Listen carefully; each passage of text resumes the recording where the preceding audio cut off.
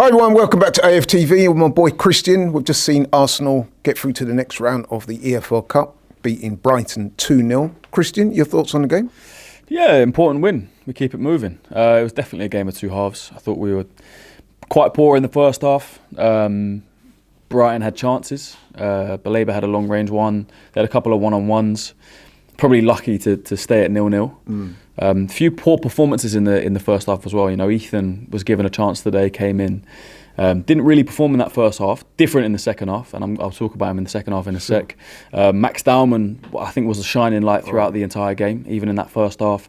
His first touch, the way he drives with the ball, the way he beats a man, you can see this kid is a superstar. You know, you can watch him for 5 minutes and see that.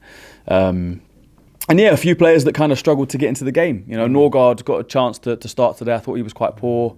Just to interject, were you surprised at the amount of changes? He did rotate heavily today, yeah? Yeah, I think he changed 10 players. The only player that started against Palace that started today was Eze. Right. So I expected changes. I didn't expect to see a 17-year-old kid that's never played for Arsenal before up front. But I guess when we've only got one fit striker, that's kind of what you got to do. And this guy must have been impressing in training. I expected to maybe play Martinelli up front, but obviously Martinelli's injured. That's right. Trossard could have started there. Marino could have started up front. But he gave the kid a chance. And to be fair to Harriman and Noose, it wasn't bad. Struggled to get into the game in the first half. A bit more in it in the second half. Had that chance where Timber put him through. And then obviously Saka scored. But yeah, in the second half, it was a different story. I thought Ethan Nwaneri is our best player in the second half. You know, it's crazy to go from that, and everyone we're seeing in the chat and is getting on his back and saying, where's Ethan? And then turns up and, do you know what I mean, brilliant in the second half. He takes his goal.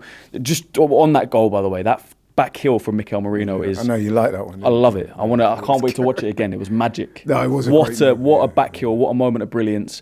Lewis Skelly got the composure to pick out Ethan Nwaneri. And we had that chance before that when he could have hit it on his left foot first time. He took a touch and then he's took a shot. This time he's taken it the first time. And it's beat the keeper, great finish into the bottom corner. And then, I think Ethan got better from there. He grew into the game, he was controlling it, he was making the right decisions. I think his decision-making was off in the first half, you know, he was holding on to it a bit too long. A few times where he could have slid Max in and he's tried to shoot and it's got blocked. But yeah, night and day, the player we saw from Ethan Nwaneri in that second half. And then to bring on, you know, a player like Julian Timber, who, like I just said, drives through the midfield, plays the ball into Harriman and Noose, who shoots, goes to Saka. How can you bring on Saka at 1-0 like this, scores the goal, and at 2-0 it's dead. And that's kind of the story of the night, to be honest. A few good performances. Like I said, shout out to Mikel Merino, that was quality. Ethan Nwaneri in the second half stepped up. Max Dowman for most of the game was the shining light. Yeah, he was outstanding.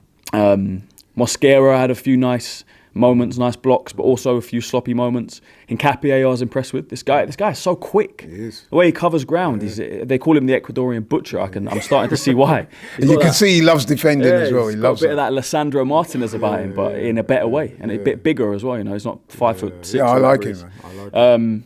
And then Miles. I thought Kepa played well in the first half. Yeah, shout out kept Kepa. us in it. These are the games we bought Kepa for.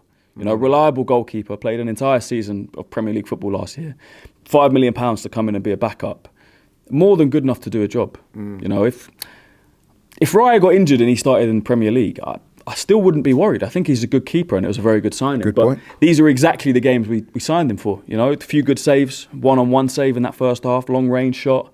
And you got to shout out Kepa, good performance. Eze, again, a few nice moments. But when you are the most experienced or the only first team player that's starting in that game, you want him to be the best player. But when you've got a player like like Max Dowman, who's a superstar in the making, it's kind of hard. So a little bit disappointing from Eze. I wanted him to be in the game a bit more, influence it a bit more. But I don't need to get on any of these players back too much. I'm just saying what I'm seeing. But we won the game 2-0. We're in a quarter-final. I think that's 6 clean sheets in a row. Wow. 8 wins in a row in all competitions. What a start to the season. 14 games, 11 clean sheets out of 14. The only 3 goals we conceded were against Newcastle, Man City and Liverpool. Probably the 3 best teams we played. Atletico Madrid maybe in there.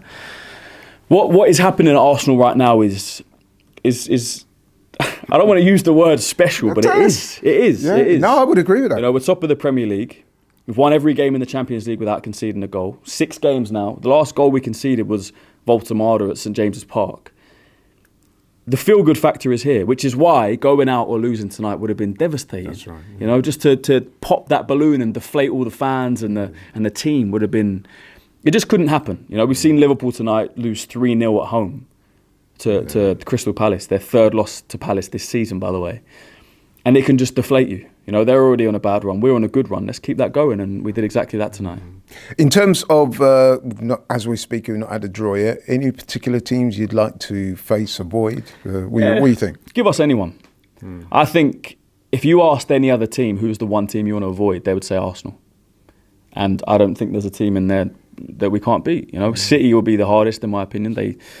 They've won this cup multiple times. Last time we won it was 1993. So I think Newcastle will be difficult. We Yeah. spoke on the stream, we were saying them having won it, they're going to be going all out to try and retain that competition. But so they'll be difficult. Revenge. Oh, absolutely. I think we can beat them. Well, we've already beaten them this season, but but things are looking good. I can't lie. And moving forward now to Burnley at the weekend, confident? I am. We should be. Yeah, Burnley are a newly promoted side, but I've said this as well. You take your foot off the gas. You play at 60, 70% in the game, you can lose. Right? Sunderland beat Chelsea at Stamford Bridge. No one would have expected that last weekend. Liverpool went to Brentford and lost. Manchester City went to Villa and lost.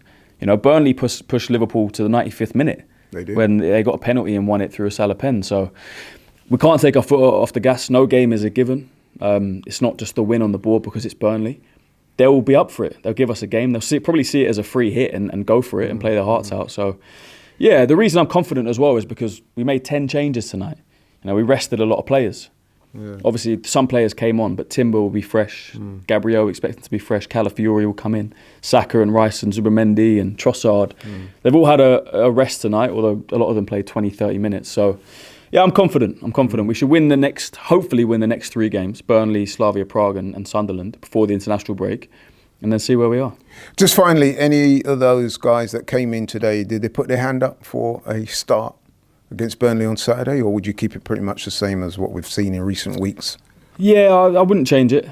I think if there's anyone that's knocking on the door, it's probably Max Dowman, but Saka plays in that position, so you can't start him now, but eventually. He'll get there. I'm sure in the next 3 years, he'll be probably starting for Arsenal.